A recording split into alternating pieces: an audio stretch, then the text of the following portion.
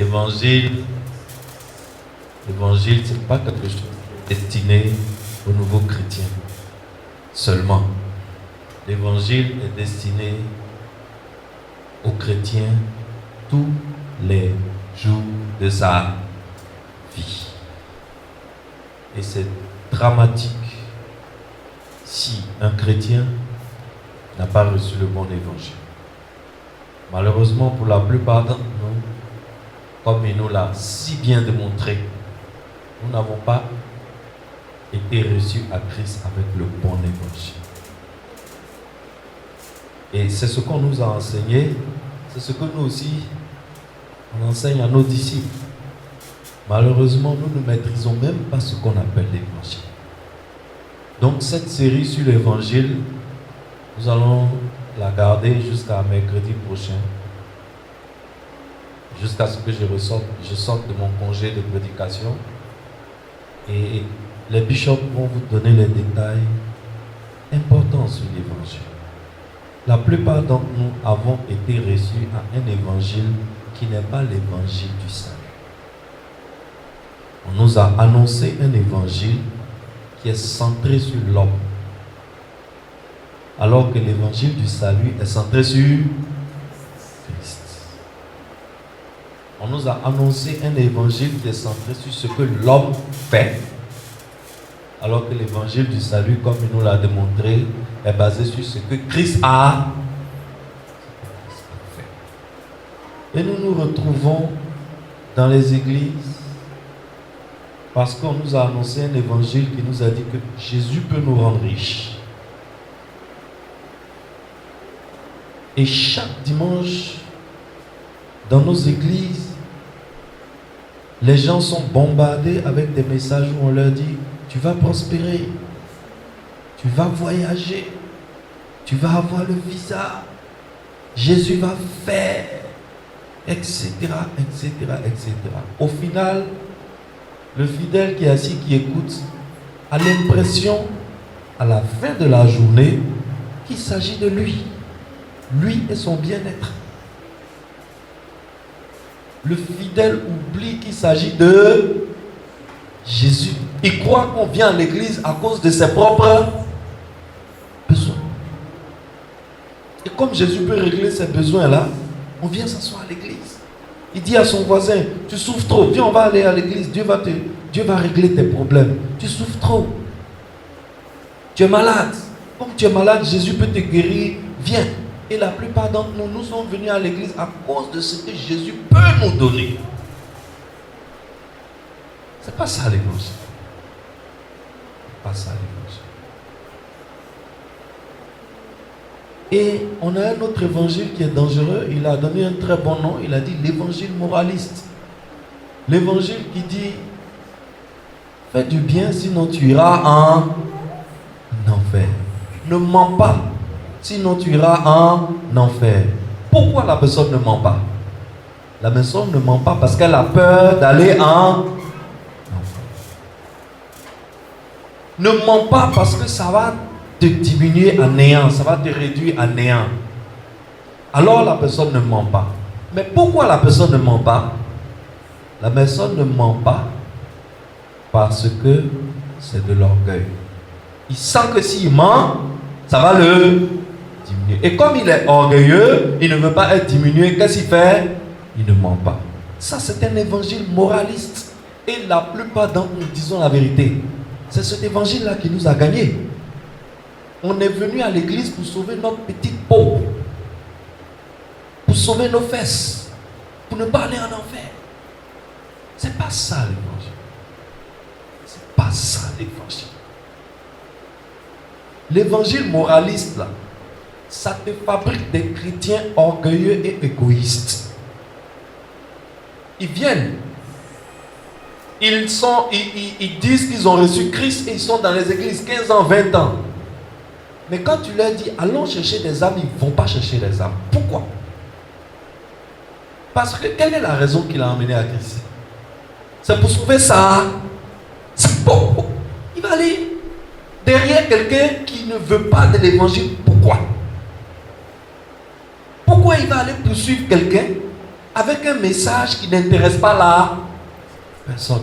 La raison pour laquelle lui il est ici là, c'est pour sauver sa peau.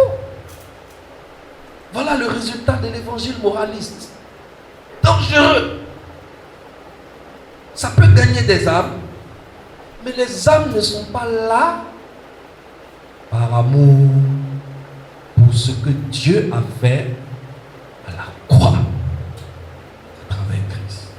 Le vrai évangile nous dit, pour résumer, le vrai évangile nous dit, l'homme était perdu. À cause du péché originel, l'homme était éloigné de Dieu, séparé de Dieu pour toujours, avec aucune chance et aucun moyen de se retrouver un jour accidentellement devant la face de Dieu. Parce que l'état de péché dans lequel nous sommes est le contraire mathématique de la nature de Dieu. Dieu et le péché ne peuvent pas rester dans le même endroit. Voilà ce que nous étions. Nous étions perdus. Nous étions des étrangers à la maison de Dieu. Nous étions des gens du dehors. Nous étions des gens à qui les promesses de Dieu étaient étrangères. Aucune des promesses de Dieu ne nous concernait. Et voilà cet état-là. C'est un état dans lequel la justice de Dieu nous condamne. Donc, la seule chose que nous attendons, c'est d'être frappés par la justice de Dieu. Et voilà, un jour, le Fils de Dieu descend sur terre. Et cette justice de Dieu qui a soif de vengeance, qui a soif de satisfaction, qui cherche quelqu'un pour frapper parce que nous avons péché, lui, il prend tous nos péchés, il met sur lui et il va à la croix pour mourir pour nous. En mourant à la croix, la justice de Dieu a été satisfaite. Maintenant, quand Dieu nous regarde, Dieu ne nous regarde plus avec des yeux de colère et de condamnation. Dieu maintenant, quand il nous regarde, à cause de ce que Christ a fait à la croix, à cause de ce prix élevé payé à la croix, quand Dieu nous regarde maintenant, il nous regarde comme des gens de sa maison. Il nous regarde comme des gens qui ont droit à sa promesse. Quand Dieu nous regarde, il ne regarde plus le péché qui est en nous, mais il regarde le sang de Jésus qui nous recouvre. Voilà le prix magnifique. Voilà la beauté de ce qui s'est passé à la croix. Voilà la grandeur de Dieu qui s'est manifestée à la croix. Voilà l'amour indescriptible qui a été donné à la croix par l'œuvre de la croix. C'est pour répondre à cet amour que tu deviens chrétien. Est-ce que quelqu'un me suit? C'est ça qu'on appelle l'évangile. L'évangile est une réponse à l'offre d'amour de Dieu. Donc, pourquoi tu es devenu chrétien? Tu es devenu chrétien parce que tu es transpercé par cette œuvre de grandeur et d'amour. D'amour, la Bible dit, il nous a aimé le premier. Et à cause de cette œuvre magnifique et belle qui s'est passée à la croix, tu acceptes de recevoir Christ, tu acceptes de prendre la main tendue de Jésus et de marcher avec lui. Et c'est ce qu'il nous a donné tout à l'heure, ça s'appelle la sanctification. La sanctification, c'est lorsque tu reçois Jésus, tu acceptes d'attraper sa main pour que vous deux vous marchiez ensemble. Et tant que tu es sur cette terre, la sanctification ne finit jamais. La sanctification s'arrête le jour où tu quittes cette terre. C'est un processus. La justification, ça s'est passé un seul jour, le jour où Jésus est mort. Mais la sanctification, ça se passe quand? Tous les jours. Et nous sommes dans l'attente dans le futur de ce qu'on appelle la glorification, lorsque nous allons aller au mariage de l'agneau. Voilà l'évangile. L'évangile, ce n'est pas ne mens pas sinon tu iras en enfer. Non, ça c'est un autre évangile. Ce n'est pas ce que Paul nous a enseigné. Ce n'est pas ce que Jésus-Christ est venu nous enseigner. Si c'est ne mens pas sinon tu iras en enfer, on va venir à l'église, mais on ne s'intéressera qu'à nos propres priorités. On ne va pas s'intéresser aux priorités de Dieu, comme il nous l'a dit. On ne va pas s'intéresser aux priorités de Dieu. Alors la plupart d'entre nous n'avons pas reçu le bon évangile.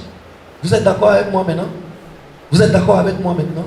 La plupart d'entre nous, on n'a pas reçu le bon évangile. La plupart d'entre nous, on est devenus chrétiens parce qu'on a eu peur d'aller en enfer. La plupart d'entre nous, on est devenus chrétiens parce que les mauvaises choses qu'on fait là, ça mène l'homme en prison. Donc, à cause de notre orgueil, on ne veut pas aller en prison. Donc, on est devenus chrétiens. C'est pas bon, ça, c'est pas le bon évangile. Ça, c'est un évangile moraliste. Et des gens prennent ça et ils prêchent dans les églises matin, midi, soir. Les églises sont devenues des endroits où on effraie les gens avec l'enfer pour les obliger à devenir chrétiens. C'est pas l'évangile. C'est pas l'évangile. Les églises sont devenues des endroits où on fabrique des milliardaires. Viens à l'église, tu vas avoir villa. Viens à l'église, tu vas avoir voiture. Viens à l'église, tu vas avoir prophétie. Viens à l'église, tu vas avoir guérison miraculeuse. C'est pas ça l'évangile. Ça, c'est des choses que Jésus donne en bonus. Pourquoi tu prends le bonus pour faire l'essentiel? Tu ne peux pas prendre ton compte bonus pour remplacer le compte principal de ta puce. On est d'accord? Tu ne peux pas prendre ton bonus pour remplacer le compte principal. Le compte principal, c'est la beauté de l'œuvre de la croix. La grandeur de l'œuvre de la croix. Le prix payé à la croix est tellement grand que tu es dépassé par cet amour de Dieu. Tu décides de te donner cadeau à ce Dieu. Sa priorité devient ta priorité. Et lui, sa priorité, c'est quoi? Il nous l'a enseigné. C'est les âmes. La priorité de Dieu, c'est les âmes. C'est pour cela que quelqu'un qui a été reçu au vrai évangile, il va chercher les âmes. Quand on lui dit allons chercher les âmes, il court. Mais nous tous là, nous n'aimons pas aller évangéliser. Quand on dit allons évangéliser, on ne peut pas venir. On trouve un moyen de faufiler. Pourquoi? Parce qu'on est venu à Christ à travers un évangile moraliste. Alors les priorités de Dieu ne sont pas nos priorités. Parce que nous, notre priorité, c'est sauver nos fesses. C'est sauver notre petite peau. Le salut personnel et individuel. Malheureusement. Et nos églises sont pleines à 95% de ce genre de chrétiens. Alors aujourd'hui, au temple Gloire de Bergerville, nous avons 2 semaines pour vous recentrer sur ce que c'est que l'évangile.